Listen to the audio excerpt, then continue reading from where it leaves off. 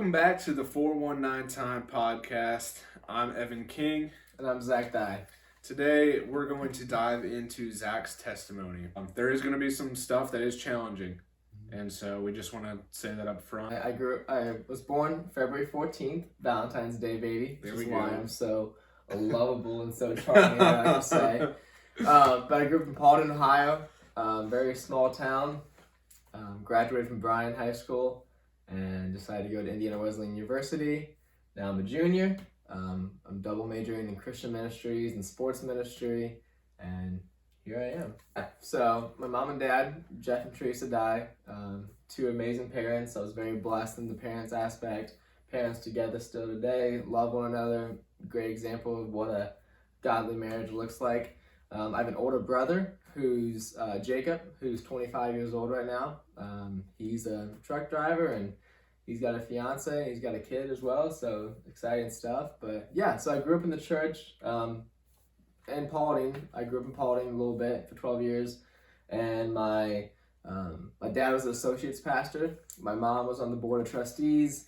I think like 12 other boards. I think my parents were on like every board there was at church. Small towns, you gotta love it. Yeah, you gotta do everything in small churches. So yeah, so I grew up in the church a lot. Vacation Bible school, Sunday school. I have a lot of memories just running around the church, doing a lot of things, getting in a lot of trouble. But yeah, so I grew up there. I played every sport. My parents had me in soccer, baseball, flag football, basketball. That's what I started off as, and grew up in the church, grew up playing sports. And then my dad, in 2012, my dad kind of felt the call to ministry. Growing up, I never looked at myself as a pastor's kid because I didn't realize when my dad was associate pastor. I didn't think about that as a pastor. I didn't really understand it, I guess.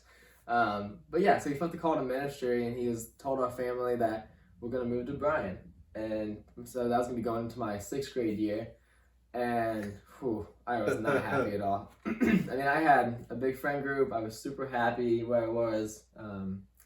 I did not want to leave for sure. Yeah. So you guys moved from Paulding to Bryan when you were 12? Yeah. 12, the summer before my 6th grade year, moved from Paulding, Ohio to Bryan, Ohio. It's only like 30 minutes south of Paulding, so it wasn't like that far of a move. But it's the end of the world for a 12-year-old. It was the end of the world, yeah. I was losing my friends. I lost everyone, but yeah. Yep.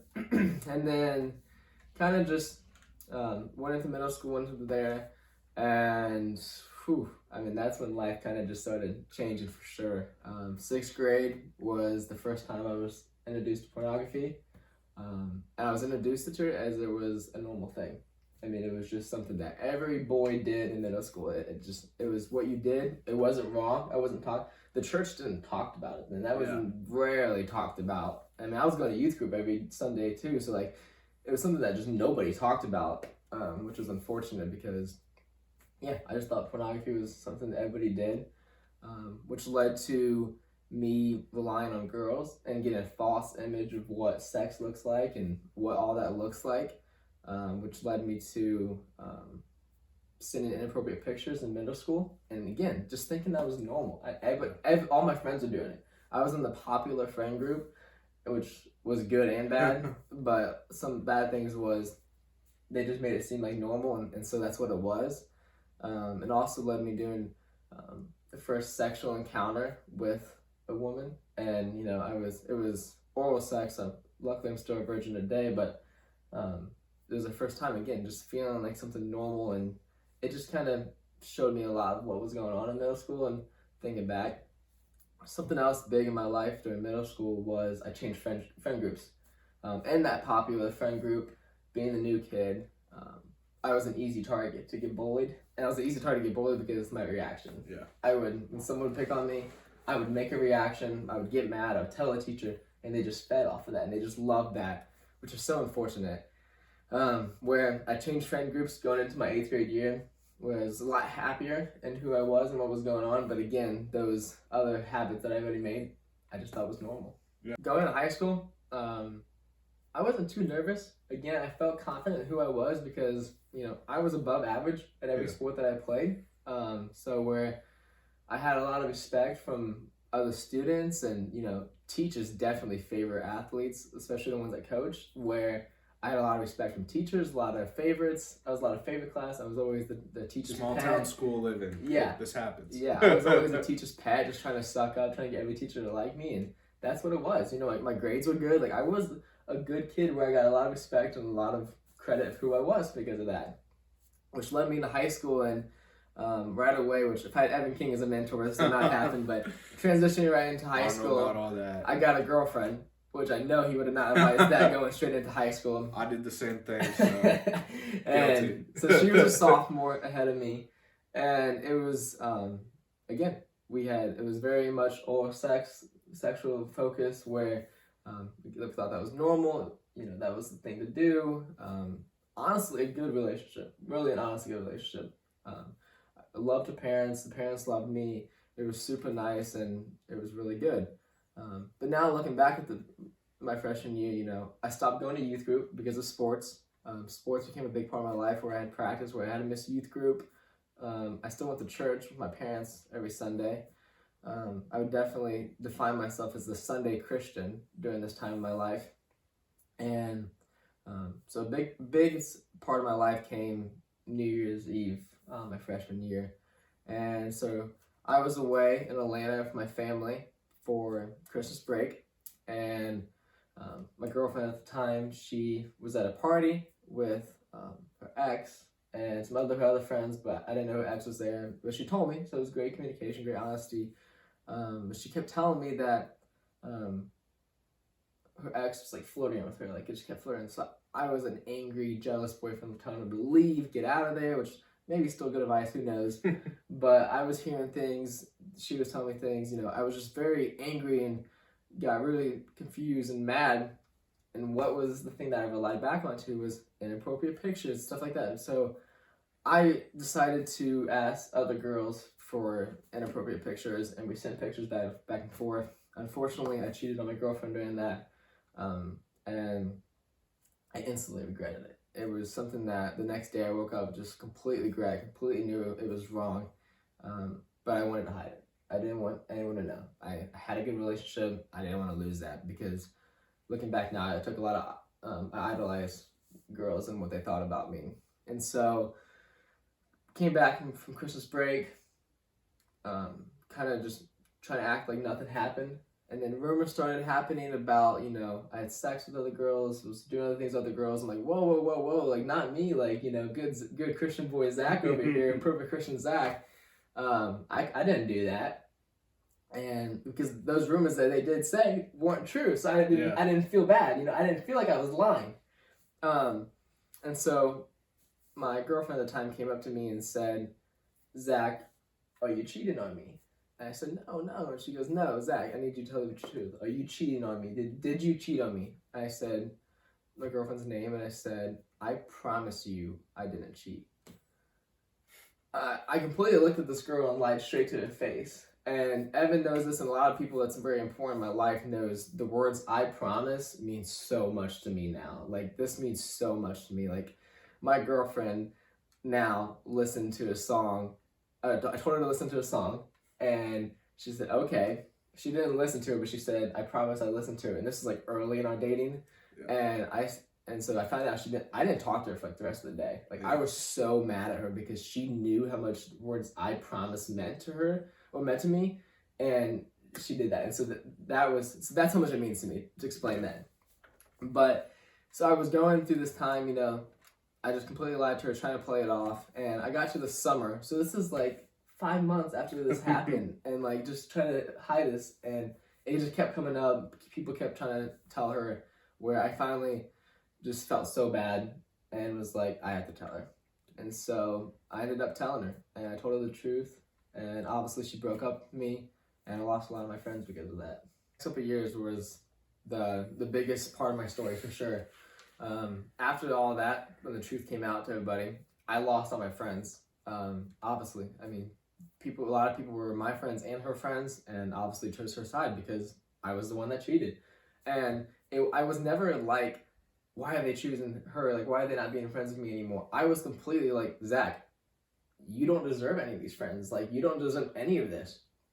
You completely messed up. It's your fault. Like, you don't deserve any of this. Where I started to just continually to tell myself all the time, like, Zach, you don't deserve friends, you don't deserve love, you don't deserve another girlfriend, like, you don't deserve anything. And so I just started to slowly believe that, where I just try to distance myself from people, just like, don't be friends with me, don't talk to me, like, if you want to be cool in high school, like, you just need to stay away from me. And a big part of that came my sophomore year, where I went to homecoming, I had a date, and she ditched me.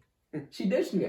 I never experienced anything like that. You always see this in movies and stuff like that, where we go together, bam, she goes off to somebody else, and I was like, oh, But again, when she did that, I wasn't sad, like, why did she ditch me? I said, I deserved it. I thought I deserved it. I thought this is just because of my mistake I made in freshman year that this is happening. And so, again, I started to get so, like, I wasn't mad at anybody. I was just mad at myself, like, this whole time. And so I started dancing with some people that I knew, and I met these two people named Jess and Megan, who completely have changed my life, honestly. And, they were freshman girls, and they came into high school, and they wanted to become friends with me. We had a fun night at homecoming, just dancing and laughing, It wasn't anything romantically, it was just seriously just because I didn't think I deserved any of that. I didn't even try. I was just glad people were talking to me, you know what I mean? And so, but the next couple of days afterwards, they were like, hey, it was like great to hang out with you, like, we should be friends, like, and then we found out all three of us lived in the same neighborhood. Okay, cool. And so, it was just kind of like, oh, cool, like, we could all be friends, hang out a lot, this was great. And I'm like, that sounds great, but it's not gonna happen. And they're like, what? Like, why? I'm like, you guys are freshmen, you don't understand, you haven't heard it yet, obviously, like, if you want to be cool in high school, you don't hang out with Zach Dye. That's just not the thing to do. And it's not like anyone was saying this or spreading this around. This is simply my head telling me all of this. Yeah, when you play that through your head so many times and you keep telling yourself that, you believe it. Yeah, absolutely. And luckily they're like, why? Like, why are you pushing us away? And they just were stubborn, which is great for this, because so I completely told them what I did. And these two girls are some of the most people that showed me what it is to love like God does, honestly, because they heard everything I did, which was fresh. A lot of people hear my story now and go, man, I can see how you changed, Zach. Like, you're a better guy now. Like, I love you for who you are. This was like, you're in it. 9 months after this happened, you know what I mean? Like 6 months after people just found out I cheated. Like, this is like completely fresh. And so, and they decided, no, like, we're going to be your friend. Like, we love you. We're still going to be your friend. And that's huge. It changed my life because these two girls became my best friends. We would hang out all the time. We did everything together. I mean, all of our parents knew who we were. Like, people knew that we were like the little hangout thing. And it was so important in my life just because over that sophomore year, I started to hate myself more and more. Just slowly started to hate myself more and more. And I dated girls my sophomore year. I still did inappropriate pictures. Like, I went back and relied on these things that were supposed to fill my hole, the hole in my heart and make me happy, which nothing was doing the job. But these two girls kept being my best friends, and I told them why I promise means everything to me now. And through my sophomore year into my junior even, I started to get very depressed, and I really started hating my life. And there would be every night I would, Jess, Megan, I can't do this. It'd just be better if I end my life. Like, Zach, say I promise, I won't kill myself, because they knew if I said it, then I won't do it, because that's where I stuck to my promise. Yeah. And so this kind of went on for a year, and it kind of just slowly got worse until that summer. And one day my family was gone, and I was just like, I'm done with this. Like, I'm not doing this. And I wrote goodbye letters, completely ready just to end my life and just be, just done with it. And I was in the bathroom, and I was ready to commit suicide, and just kind of, I was sad because I knew my parents were going to be the ones that was going to find me, and that was just going to break my heart that my parents were going to be the ones that found me. But I was like, they have another son, they'll be fine, like, he's not the cheater, like, I am, like, they'll be fine, it's okay, like, they'll be okay.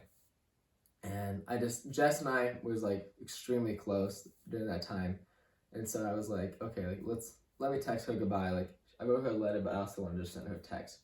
So I sent Jess a text goodbye, and I'm looking at the mirror, and I'm just like, Zach, I hate you. You're the worst person ever. I just can't stand you. Zach, I hate you so much. it was like I was talking to a different person, you know what I mean? Yeah. Like, I saw myself in the mirror, but it was like I was seeing a different person of, like, just complete evil side of me, just, like, talking to myself, and it was just awful, and it made me so sad.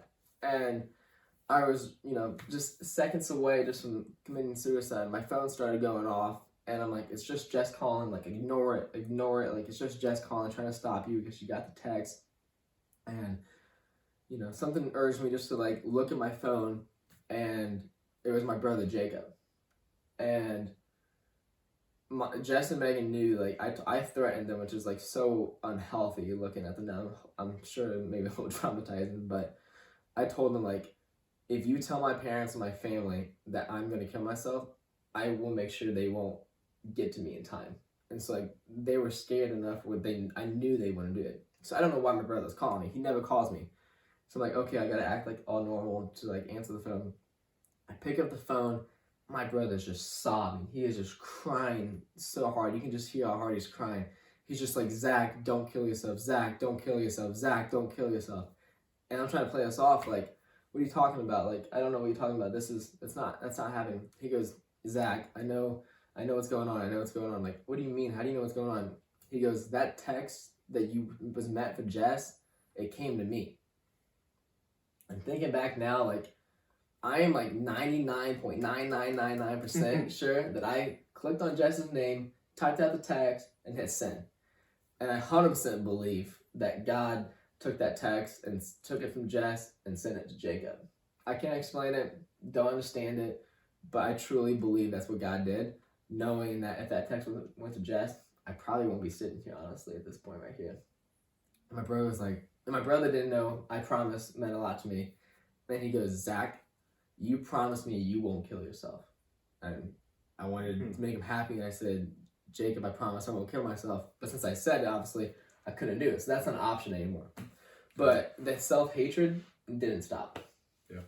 And it led on to my junior year, just completely hating myself, wanting to still in my life, just not doing it. And Jess and Megan was great in this role, just continued to support me and love me, and, you know, there was many nights that they snuck out. I snuck out because I needed someone to talk to. And there's many nights that they could have gotten in trouble for sneaking out and stuff like that, where they just met me at 12 o'clock in the morning, 1 o'clock in the morning on the street, just me crying, saying, I can't do this anymore. And them just holding on to me and saying, Zach, I love you. It's okay. Like, continue to fight. And then that kind of got into my junior year, going into my senior year. And one of my best friends, Tebow, which hasn't been mentioned yet. Yeah. Tebow. So you're thinking best friend Tebow, where's he been this whole time? Looking back at him, he was in the story the whole time, but just wasn't the main character. But sometimes God puts people in your lives that aren't the main character that makes one of the biggest difference. Yeah. Throw the suicide hotline up on the screen. Yeah, it's so important. To both of us. It's there for a reason. If you literally think you have nobody to go to, you know, luckily Zach had Jess and Megan in his life, and how great is God taking that text message and sending it to his brother. I mean, Save me. That's a miracle if I've ever heard of one, and all that God's been able to do through Zach's life up to this point is just, you know, it's amazing, and Zach's testimony is so powerful. So, again, the suicide hotline, we're going to throw it up on the screen. If you need it, please write it down, take a picture. If you know somebody that might need it, send it to them. Yeah. Take care of your friends. So, I'll let Zach talk a little bit about that, and then we'll get back into the story. Yeah, I mean, just please reach out to somebody. Again, our contact information, DM us on any of our social media. Hear what the worst mistake you've done in your life, and you think that you just need it in your life. I promise you, you don't. And again, I said I promise, which you know what that means now. So yeah, please reach out to somebody and just allow somebody to talk to you. But Tebow hasn't been mentioned yet, but he is a big part of my life. And so almost every week from freshman year to senior year, he would ask me to come to youth group. And I said no because I was too busy.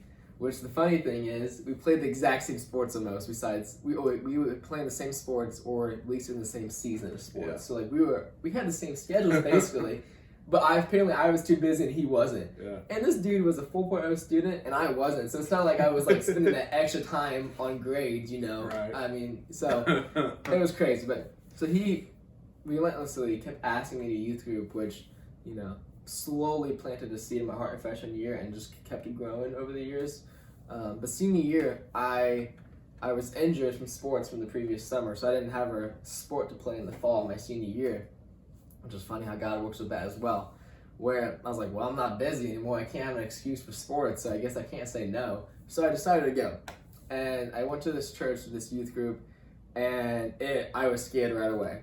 I mean, just because I was nervous because I haven't gone to youth group like in 4 years. I didn't feel good enough, didn't feel worthy enough, didn't feel like I should be in a church like this even though I went to church every Sunday. It was weird. I can't really explain it. But I walked in and the youth pastor right away said, "Hey, I'm Pastor Nick. Nice to meet you. What's your name?" And I'm like, whoa, like that's nice, you know, like welcoming and loving. Because I didn't feel that a lot from people because I still felt like I was an outcast and not like accepted in my high school and stuff like that. So where him just saying that meant the world to me. Yeah. And I remember this. He said hi to me, "Hi Zach," 3 times that night. And it was the most meaningful thing ever because I just felt like someone saw me, someone saw I was there and I was important to them, even though he knew me at all. So yeah, I walked into church and, you know, the youth pastor made me feel very welcome and very loved right away. But then I walked into like the worship service and, you know, songs started playing and people started like lifting their hands. And it's like the longest time I grew up in a Methodist church where you just sit still and sing. And a lot of times the guys didn't even sing, you know what I mean? Yeah. Where people raising hands, I'm like, do they have a question? Like, what's going on here? Like, why are they raising their hand? Like, dude, I was so confused. And the thing is, I saw a lot of people from my school, and I'm just thinking, like, whoa, like, you know, like, I knew a lot of these people, and, like, I knew some of the things that they did that weren't as good either. And so I'm like, why are they here? You know, like why do they get to be here? Something like that, you know, questioning, just having a lot of questions during that time. Yeah, for sure. And my small group of that made me feel so loved. Just the whole youth group made me feel so loved. It was addicting. It really was. Church was so addicting during that time where I just wanted to come back. And I was so excited to come back next Wednesday.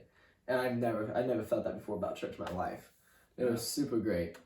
And then my church promoted something called Awaken.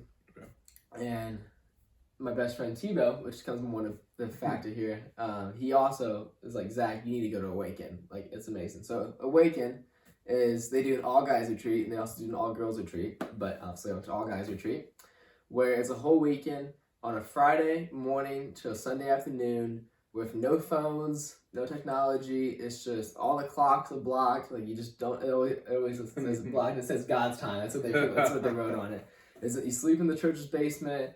And there's 15 talks. There's 5 talks each day about different topics about life.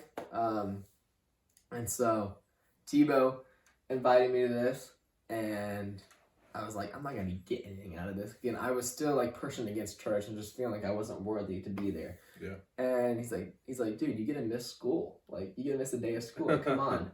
And I was like, okay, I gotta miss the day of school. Like, fine, I'll go, just only because of that reason. You already know the youth pastor was like, "Hey, just tell him he's gonna miss school. Exactly. He'll be here." Exactly. And so I showed up to that Awaken Friday morning, and I just saw like all the church kids, like all these church kids that like just seemed perfect and 4.0, smart, involved in sports, like these perfect people. Like that's how I envisioned them. I'm like, what am I doing here? Like, why am I here? So the first day goes on, and I like it. It's good talks, good life topics like that. Nothing really hit. And we get to Friday night, and we got, after the last talk, they're like, all right, we're just going to have some time and reflect. The altar's open. If you need to talk to somebody, reach out to them, talk to them, whatever. Came from the Methodist church. What's the altar? Yeah. Oh, yeah. That's how I was too. It's like, come to the altar. What? Yeah. And so, like, it just wasn't a common thing. Yeah. And so, again, I just sat there like, okay, I'm not gonna get anything out of this. This is just not meant for me. And so the quiet time starts, and people go to the altar crying. People are, praying for one another. I'm just standing there by myself because we're supposed to spread out. I'm like, this is weird. I don't like this. Like, when can I get out of here? And so, I did something that I don't advise you to do, but it worked. I said, God, I'll give you 2 minutes. I said, I don't know what I'm doing. I don't know what I'm doing here. I don't know what I'm supposed to pray for. I don't know what's supposed to happen.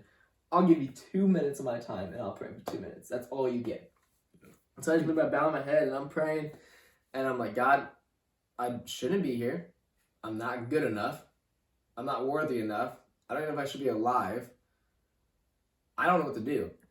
If you want me to get something out of this, send somebody to help me. And I said, amen. As soon as I said amen, I felt a tap on my shoulder. And it was Tebow. And Tebow was like, can I pray for you? And I'm like, sure. So we walked up there. Now, Tebow didn't know anything about my depression, my suicide attempt, like anything. He didn't know it because this was just only Jess and Megan, just a little small circle. And he just started praying everything I just prayed about. Like, Zach, you're worthy. Zach, you were loved. Zach, I'm so happy you're alive. You have such a worthy life to live. And I talked to him to like recently. He's like, I don't even remember praying over that stuff. You know what I mean? Like, I truly believe that God was just speaking through Tebow, like just getting the words to me that I needed to hear. I started crying. I just started bawling my eyes. I was one of those kids, just bawling my eyes. I spent that whole weekend crying more than I didn't cry. And I'm proud to admit that. The Holy Spirit just took over you. And I finally got back to that seat. And if I go to that church, I can still sit to that spot and just be where I looked up the cross, and like the only time I've ever heard God's voice, and just be like, Zach, I forgive you. And that I started crying again, and just changed my life, and I was just so happy. And something else cool about that weekend was, we had this little small table that we were part of at every talk, and we had this time just a table, and I kind of shared what I was going through. I kind of shared about freshman year a little bit and what I was feeling. And it was super cool because there was a kid at my table that he just cheated on his girlfriend like a month before this weekend. Yeah. And so he was just fresh and everything I was going through, and he knew exactly what I was saying. And right then I was able to like tell him how I got through it, like some things to do to help get you, and talk about how, suicide should not be an option for him right there. I was doing ministry there and I had no clue. God already had me doing ministry with my story that I didn't know was going to be a thing even. Yeah. That's like the first time you were able to share my story. Yeah. And so that weekend I officially gave my life to Christ, and I was on fire with Jesus and just so happy with life. Still struggling with loving me, but getting better. Yeah. It was a step in the right direction. And I went to youth group every Wednesday. Didn't matter if I was playing a sport or not, I was there. And then I got my call to ministry at that church. I was just worshiping, and youth pastor kind of just came into my head, and I was like, that's weird. Like, why did that come into my head? And I looked over, and my youth pastor was standing there. I was like, oh, I probably just saw him and was kind of thinking about him. Kind of didn't go along with it. But it was in my head all week. It was like youth pastor was in my head all week. It would just not leave my head. And I decided, like, okay, I want to talk to my youth pastor at least, see what's going on. I don't think I'm called to ministry. I didn't even know what called ministry was at that time. So, and he kind of explained to me like my will and what God's will is. And again, I wanted to play college baseball. I was getting recruited at that time. I was very excited, like almost ready to commit to college to play baseball. Like I was so excited for that. But it just didn't feel right. For some reason, it didn't feel right to me why I should be playing college baseball. And he goes, all right, Zach, fast for a Sunday, spend time with God, let him speak, let him do his thing. Okay. So what did I do? I created the Awaken in my room. Blocked all the clocks, had worship music on, had Bible open, I was reading the Bible, I was praying. Absolutely nothing. Yeah. Absolutely nothing. Didn't get anything. I was like, whatever, maybe this isn't true, maybe I'll just lose my mind. I'm going to take a nap because I can't go downstairs because then my parents can be like, well, what'd you find out? So I was like, I'll take a nap and I'll tell them later. Yeah. Did the big man come down and talk to you? Yeah, exactly. As soon as I closed my head and closed my eyes and laid my head down, it was like boom, Indiana Wesleyan University, gonna be going into youth ministry. And I raised my head. I was like, Huh? all right, like, I guess, like, great, like, Yeah. cool. And Iowa was not the place you were planning. No, Yeah. no. I had different schools in Indiana that was recruiting for baseball, and if that didn't work out, I was going to go to University of Cincinnati for marketing. Like, I was already accepted, already go. Obviously, you can see I'm a Reds fan. Like, Yeah. that's where I was going to go and go to live and stuff like that. So, yeah, Iowa was not the plan at all. And one of the coolest things was when I went to my small group leader and said, I decided I'm going to go into youth ministry, and I feel like I have a call to ministry. And he just looked at me and goes, I know. He goes, I knew since the first week you were here, you have a special thing about you. And like you had a special calling about you that you would figure out for yourself. And I was like, whoa. Like, that's super cool. And like at the time, I didn't realize how big of an impact that was going to have on me. But looking back now, like right away, like not people doubting my calling, but just like, yeah, I know. Like, you definitely have a call in ministry. I'm glad you finally see it. Yeah. And so, yeah, that's kind of how I finished out high school. And that's been, I finished out high school on fire for Jesus. For anybody, whatever your calling is, whatever God's purpose is for your life, just for somebody to reaffirm that it all comes back to people and how God's able to use us. We talk about using ordinary people to do extraordinary things. And that's what comes back to us. Exactly. Like, we're two ordinary guys and we're just trying to be obedient to God. During the time of high school, and I think still today, it's a very common joke, especially in guys' relationships, guys' friendships, to say, hey, go kill yourself. Yeah. Unfortunately, that's a big joke that's made in this world today.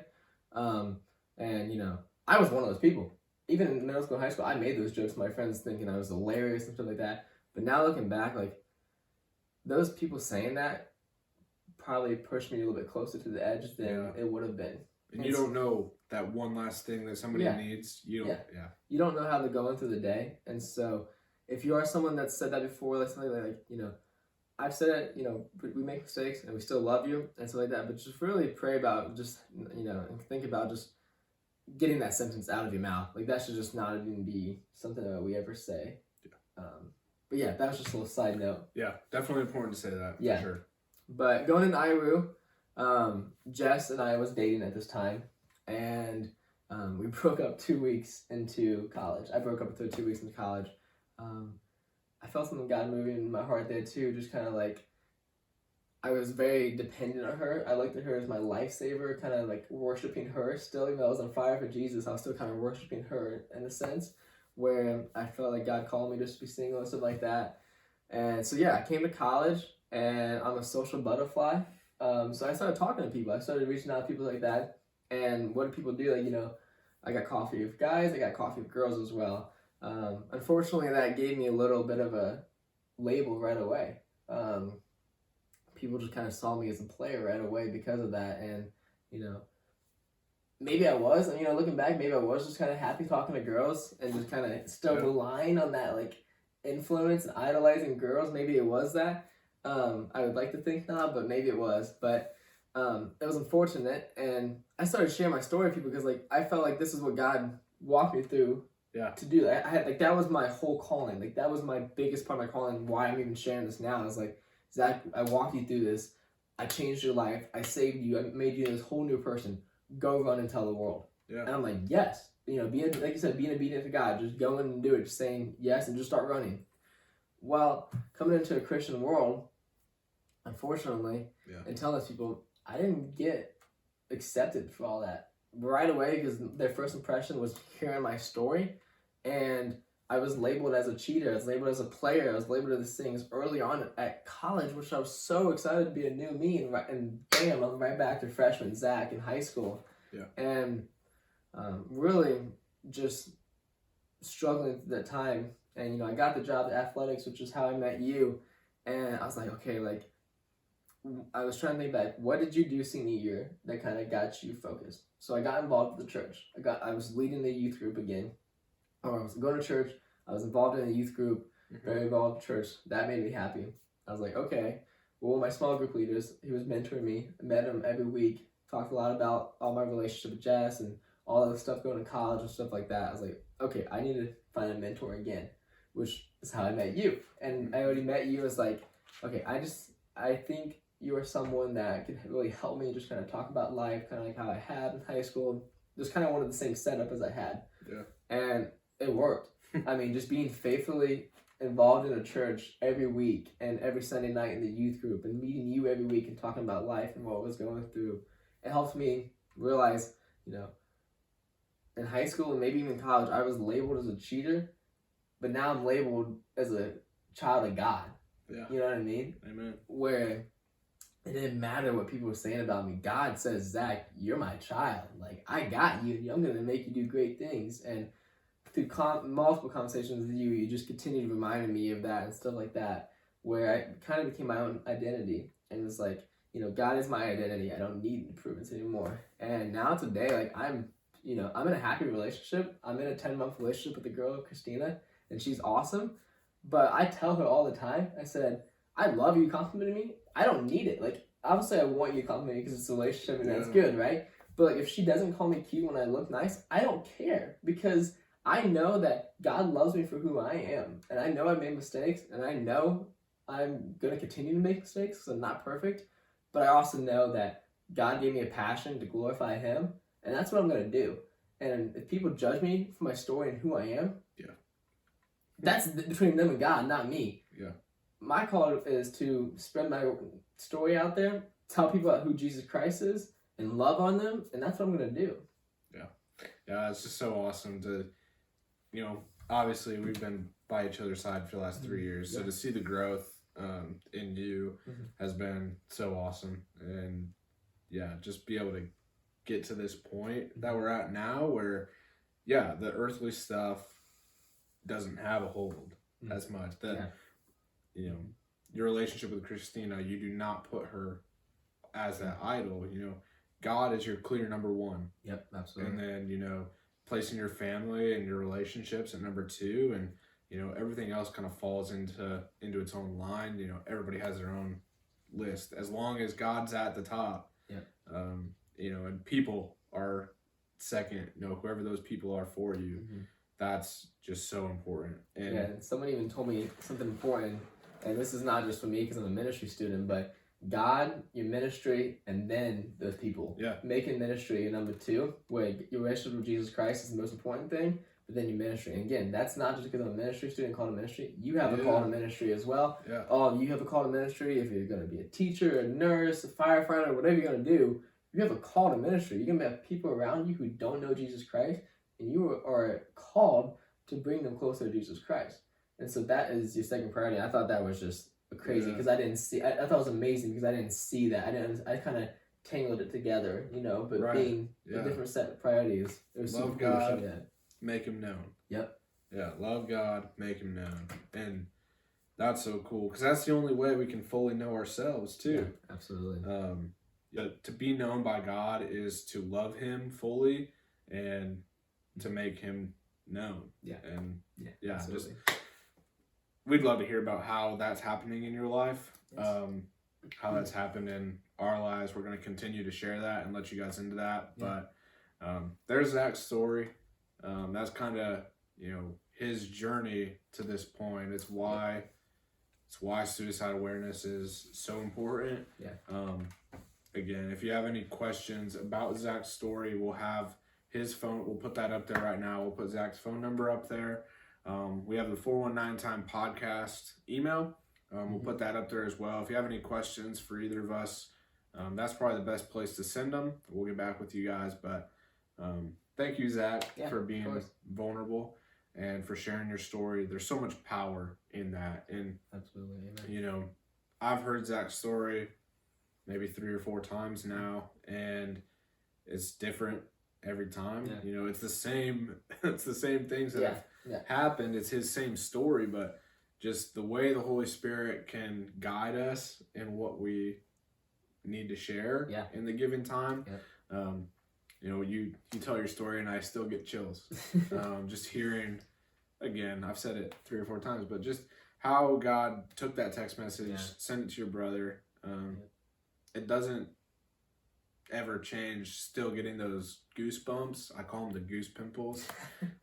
Getting while worshiping, getting while hearing stuff. It's just the Holy Spirit, man. And it's so cool to see see how he's working in your life and continues to do that. So, Yeah. Anything else you'd like to add about your story? Yeah, just, you're not alone.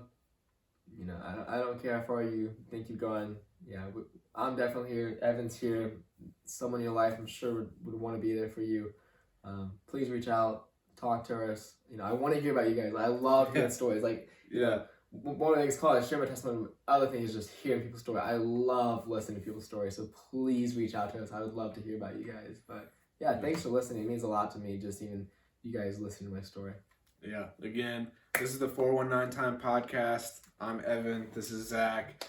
Follow us, subscribe on the YouTube channel.